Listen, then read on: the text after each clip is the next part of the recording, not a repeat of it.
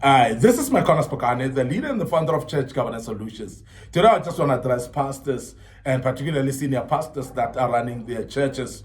And I want to speak to you about the leadership that you have appointed. Because there are some times when you appoint people that becomes really wrong leadership in the sense of running the church and making sure that the affairs of the church are going well. Now, the topic today is how do you realize or how do you identify that you've appointed the wrong leadership in your church? How do you identify that, wow, I've appointed people that I thought they're good leadership, but they are wrong leaders? And this is few things that we want to speak about, and that will help you because there's nothing that cannot be salvaged. There's nothing that cannot be corrected. So remember that when you have appointed wrong leaders, you can still correct it. You can still recall them. You can still also appoint other leaders that are correct. And that will also teach you going forward on how to then appoint the right leadership, because that's very important for us to look at this. And this particular topic is very key because it's going to help you to also maybe see on how then to appoint the right leaders. Now, the first thing for you to realize that you've appointed the wrong leaders, to identify that you appointed poor leaders or wrong leaders, is when leaders sit back and they allow things to go wrong. When you are leaders that you've appointed, they just don't see anything wrong with anything, where they just allow things to flow. They become laissez-faire in approach, and everything for them can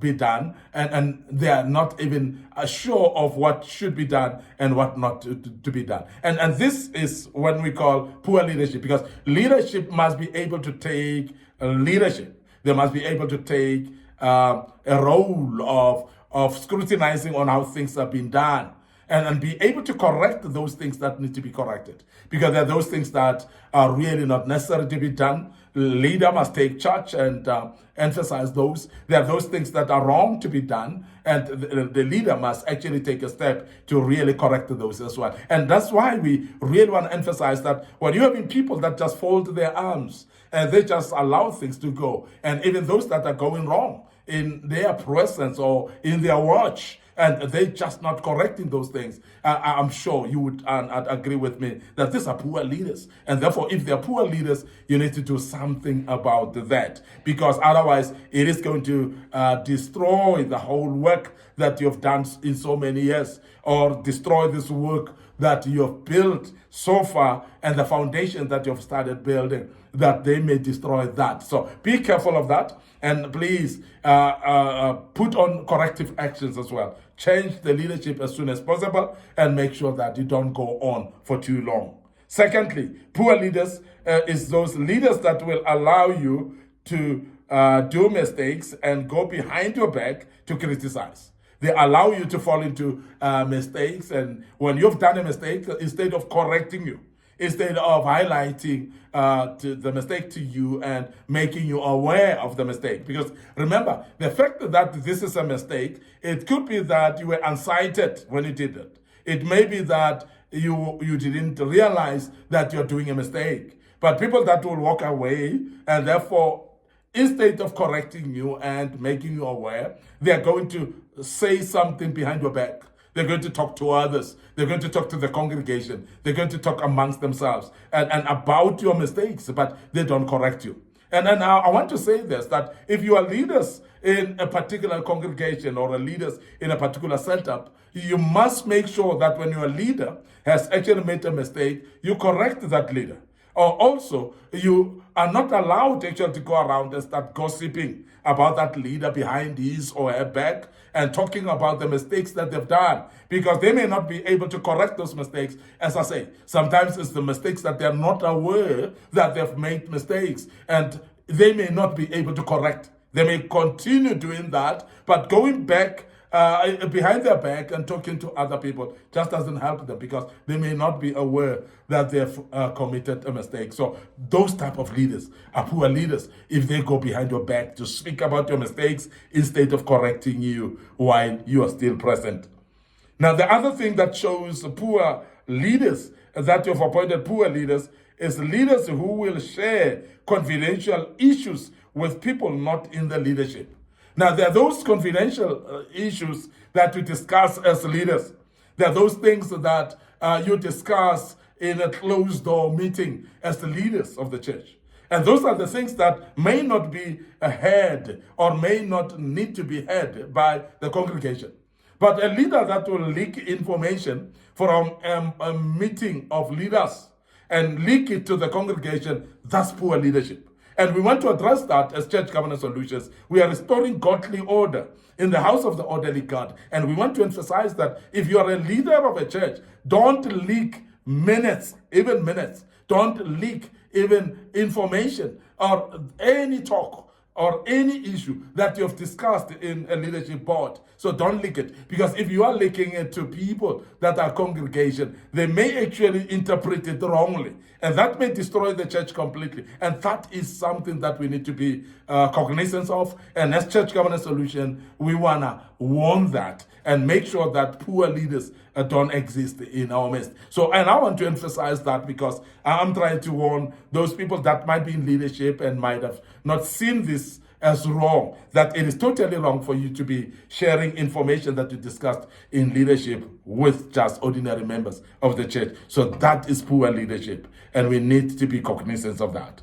There's also another thing that shows that these are poor leaders is when leaders who are unable to sacrifice time and their resources for the vision.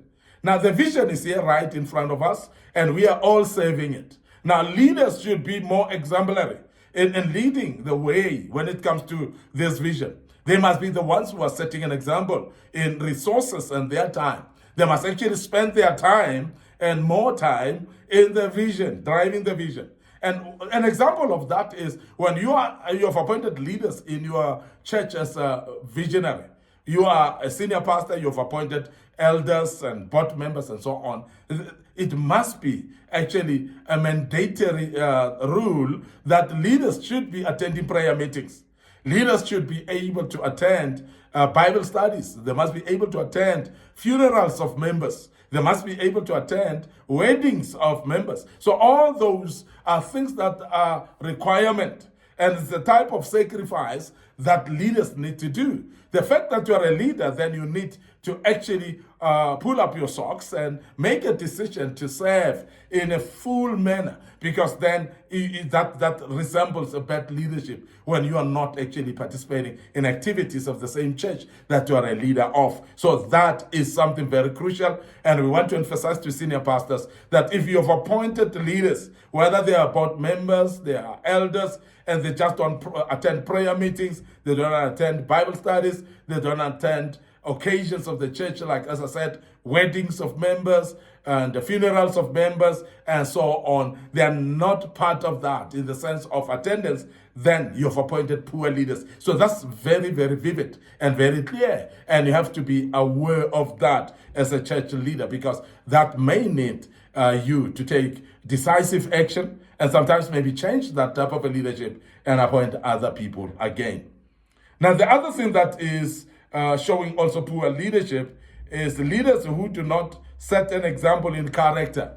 Because when we talk about character, we're talking about ability to remain cool-headed and behave in a manner that is respectable, to behave in a manner that is honorable. Now, when you have a leader that is not behaving in a manner that is honorable and reputable and respectable, and you're having a leader that lives anyhow, that does things anyhow, without character, you're going to have a problem. So when you are a senior pastor who has appointed elders, or you've appointed these board members, and they don't show character, that will run the church in a serious trouble. And you're going to really ruin the same vision by having leaders that are not exemplary. So example in character is number one, that leaders should actually show. And the church and the whole church and congregation should be able to follow the leaders. It must be leaders that says, follow me as I follow Christ.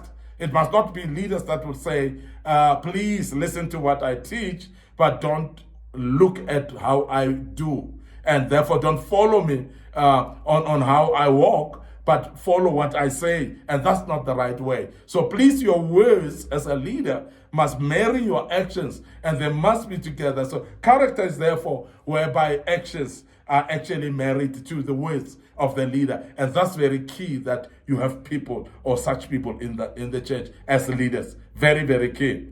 The other thing is leaders who fail to report their absence, then they're poor leaders, because you don't know. As a leader, you don't know where your leaders are. If people are to ask where your leaders are, they don't know. You don't know, because they just don't report. They just don't mention when they are absent. And sometimes this becomes very serious, but we look at it very, very lightly. But it's a very, very key thing, because the leader or the office or the senior leader must know where your people are. They must be accountable. They must be able to report to you, to let you know that I am away this weekend.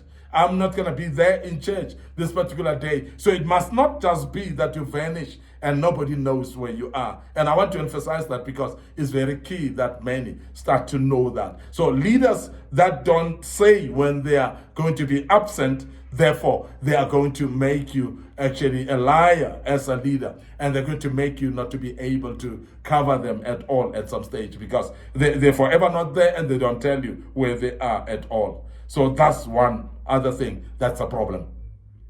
Now, the other thing that really becomes problematic and makes you to see that you have appointed the wrong leaders is leaders who discourage other people in participating in activities of the church. And I mean, if it's a leader who discourages the members that want to participate in the church or participate in any activity of the church, that's problematic.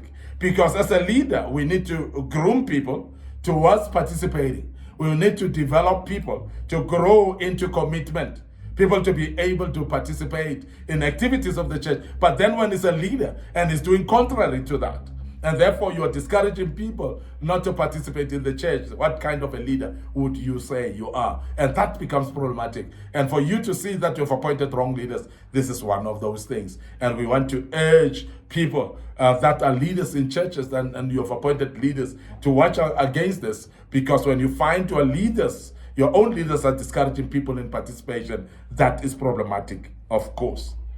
And the other thing is when the leaders oppose even progressive ideas in the church. Well, when you suggest something that's progressive, they are forever opposing that. And we find this sometimes in churches where they are voting in to the board by the members, whereby the leaders are being voted in. Where the leaders are voted in, remember that the congregation sometimes they vote in their own bodies. Sometimes they vote in their own people that will give an opposition stance to the leader or to the pastor.